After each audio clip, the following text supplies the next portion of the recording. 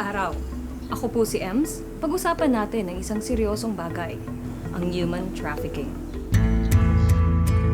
Ang Maynila ang sentro ng kalakalan, transportasyon at edukasyon.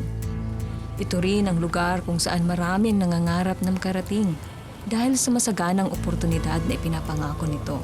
Subalit, ang Maynila kasama ang iba pang mga pangunahing lungsod ay itinuturing na mga sentro ng iba't ibang kaso ng human trafficking. Kahit sino ay maaaring madawit sa gawaing ito ng human trafficking, lalo na sa mga taong walang kakayahang ipagtanggol ang kanilang sarili.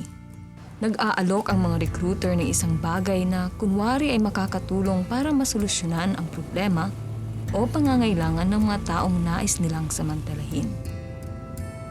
Sa unang tingin ay nakahihikayat ang kanilang pang-aakit.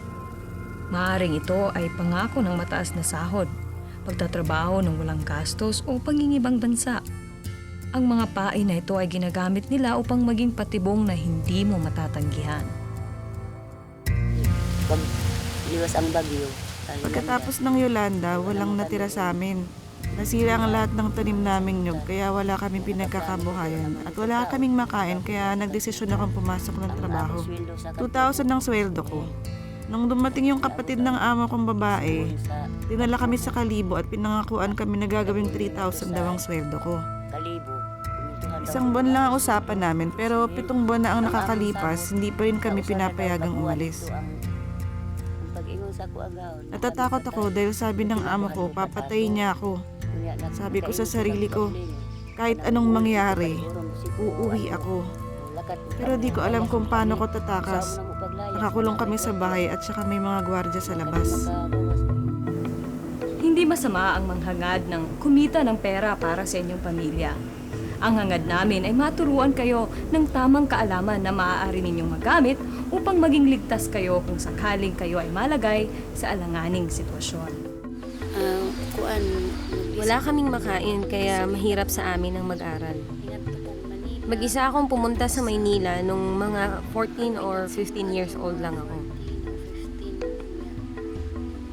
Pagbalik ko dito sa probinsya, dinala na pala ang kapatid ko ng kapitbahay namin na madalas pumunta sa Maynila. Wala sa amin ang mga magulang ko nung kinuha yung kapatid ko.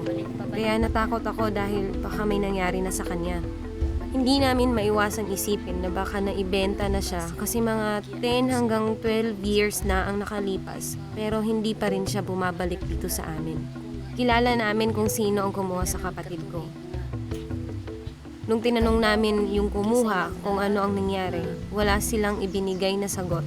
Sila pa nga ang nagagalit sa amin kahit na alam naming sila ang kumuha sa kapatid ko.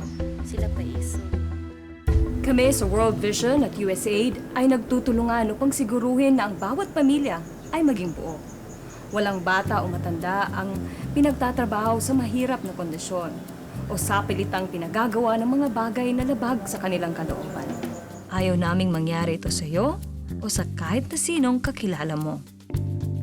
Pagkatampong ko atong meeting basa. Nang pumunta ako sa isang meeting tungkol sa human trafficking, nakatanggap ako ng brochure at nakasulat doon ng katagang, hindi maaaring ibenta ang kahit sinong tao. Bumaon ng mga salitang ito sa aking puso dahil sa kapatid ko. Ito ang nagbigay ng lakas loob sa akin na ikwento ang nangyari sa kapatid ko sa barangay hall. Ano ang dapat niyong gawin kung sakaling lapitan kayo ng isang tao na kahina-hinalang recruiter? Maaari kang tumanggi sa kanyang alok. Maging magalang ka, ngunit maging matatag sa iyong desisyon at sabihing hindi ka interesado sa inaalok niya. Isa pang paraan na pwede mong sabihin sa recruiter ay kailangan mo munang ipaalam ang bagay na ito sa iyong mga magulang o asawa. Tumawag ka sa hotline. Kung ang mga posibleng trafficker ay kilala, kailangan silang maisumbong upang masigurong hindi na sila makapanamantala ng iba. Hinihikayat namin kayong magsalita.